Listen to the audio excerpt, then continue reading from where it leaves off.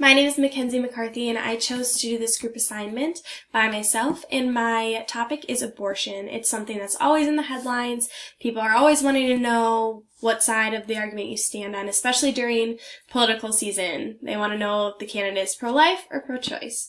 Pro-life is when you believe that every child should be born, and pro-choice is when you believe that the woman carrying the child has the right to terminate if they so choose. I found so many videos on this topic.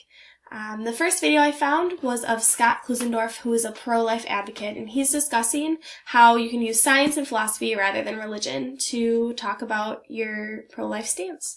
The second video is Barack Obama in a more interview situation, discussing that he is pro-life, and he believes this because he thinks women are very smart and he trusts in their decision. The third video I saw was Hillary Clinton, who is also in an interview situation, and she defends her pro-choice stance based off of Roe versus Wade, which was a trial that decided that women can choose.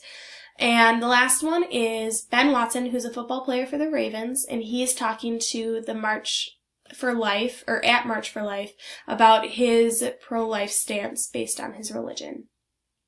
And so then next I rated all of the videos on a 4-point scale, and I rated articulation and speech, voice and loudness, semantics, and organization. All 4s across the board for all of them. I thought they were all very loud, they knew what they were saying, they were very organized.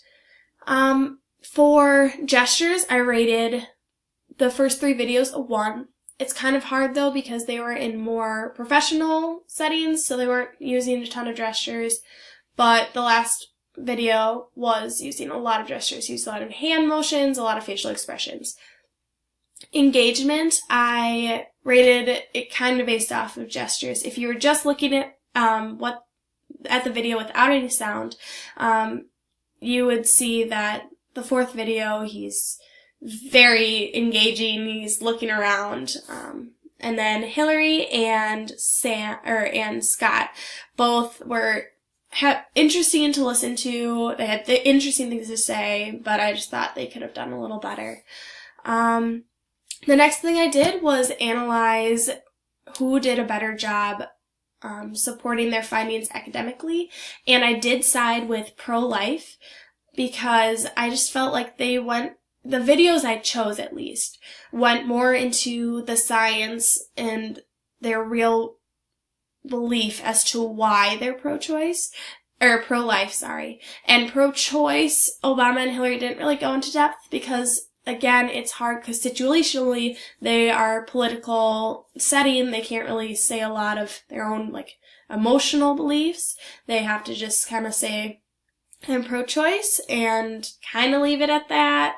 They did talk a little bit in depth about Roe versus Wade, but that was about it. And then, as you can imagine, I did side with pro-life emotionally as well because, they're talking about kids. They can, it's just kind of something that you can relate to emotionally easier. So I did say that, and just because of the rally, when he was talking, he was really getting them engaged and really making sure that, everyone there was just hyped up. So the emotions were really running. Although Obama did say, I trust women, which emotionally a woman is thank you. And so, but anyways, yes, I did have pro-life as the more emotional winner. Nonverbal language, each is information presented without using words such as eye contact, body language, facial expressions, and more. In each video, they portray a different nonverbal language, and the first one, Scott, is standing straight up. He's making direct eye contact with the camera so the viewer knows that he's engaged in the conversation. His nonverbal language tells me that's a more formal setting. This is kind of similar to Barack and Hillary, and they're having both interviews on their political views. They were both very professional about their nonverbal language, not a ton of hand gestures or facial expressions, but they did make direct eye contact with either the speaker or the camera. Their body language or body position was towards either the interviewer or the camera. And in the last video, we see a lot of hand gestures to the crowd, and this tells me that this is a more informal setting, and he makes eye contact, scanning the crowd, but also like looking down at his notes. Listening and critical thinking are both essential skills to have when forming an opinion on a highly debated topic such as abortion.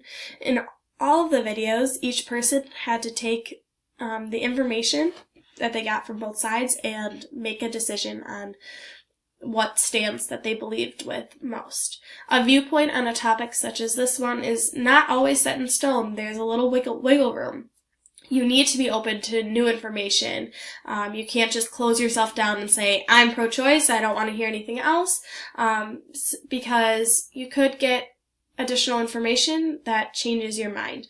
But with that additional information, you need to use your critical thinking skills to analyze how you're going to interpret this new information and how it's going to affect you and your stance. The last one is interpersonal communication, and this is an important skill to have while discussing a highly debated topic.